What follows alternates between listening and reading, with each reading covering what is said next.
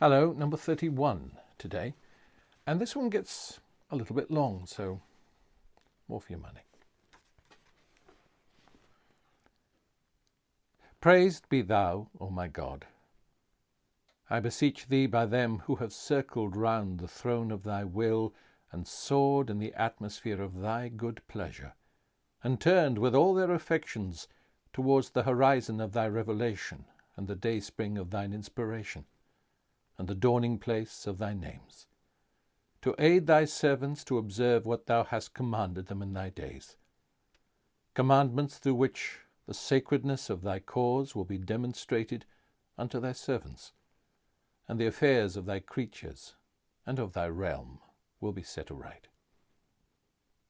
I testify, O my God, that this is the day whereon thy testimony hath been fulfilled, and thy clear tokens have been manifested,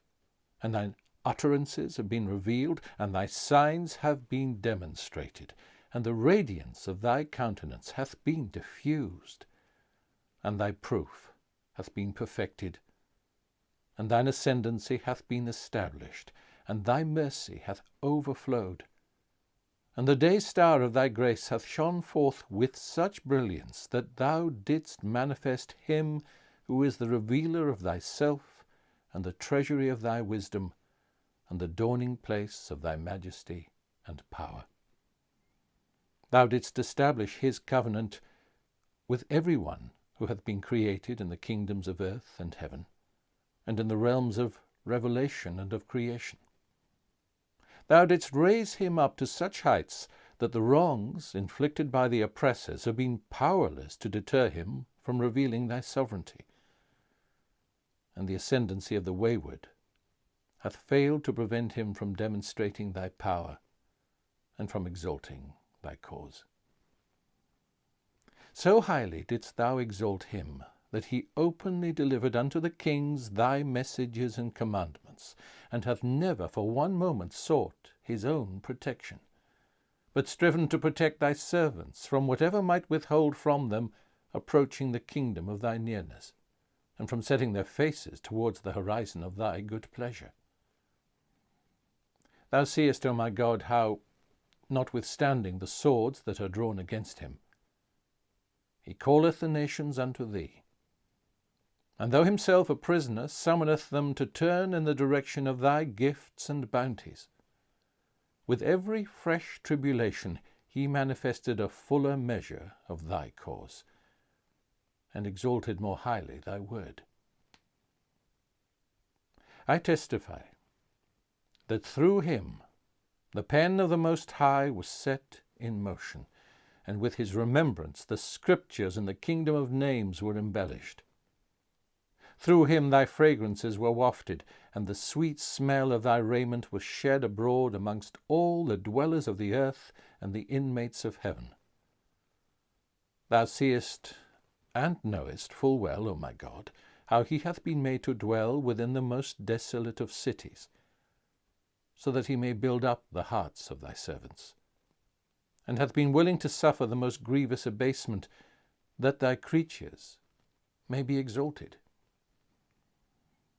I pray thee, O thou who causest the dawn to appear, by thy name through which thou hast subjected the winds and sent down thy tablets, that thou wilt grant that we may draw near unto what thou didst destine for us by thy favour and bounty, and to be far removed from whatsoever may be repugnant unto thee.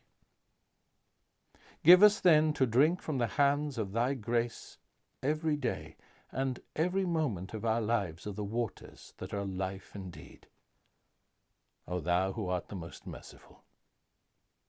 Make us then to be of them who helped thee when fallen into the hands of those enemies who numbered with the rebellious among thy creatures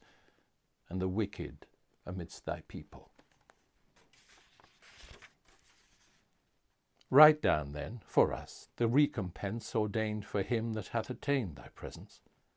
and gazed on thy beauty. And supply us with every good thing ordained in thy book for such of thy creatures as enjoy near access to thee, Brighten our hearts, O my Lord, with the splendour of thy knowledge, and illumine our sight with the light of such eyes as are fixed upon the horizon of thy grace and the day-spring of thy glory. Preserve us then. Preserve us then, by thy most great name, which thou didst cause to overshadow such nations as lay claim to what thou hast forbidden in thy book. This verily is what thou didst announce unto us in thy scriptures and thy tablets. Cause us then to be so steadfast in our love towards thee, that we will turn to none except thee, and will be reckoned amongst them that are brought nigh to thee, and acknowledge thee as one who is exalted above every comparison, and is holy beyond all likeness, and will lift up our voices amongst thy servants, and cry aloud that he is the one God, the incomparable, the ever-abiding, the most powerful, the all-glorious, the all-wise. Strengthen thou, O my Lord, the hearts of them that love thee, that they may not be affrighted by the hosts of the infidels that are turned back from thee, but may follow thee in whatsoever hath been revealed by thee. Aid them, moreover, to remember and to praise thee, and to teach thy cause with eloquence and wisdom. Thou art he who hath called himself the most merciful. Ordain then, O my God, for me, and for whosoever hath sought thee, what beseemeth the excellence of thy glory and the greatness of thy majesty. No God is there but thee, the ever forgiving, the most compassionate. That was reading number 31.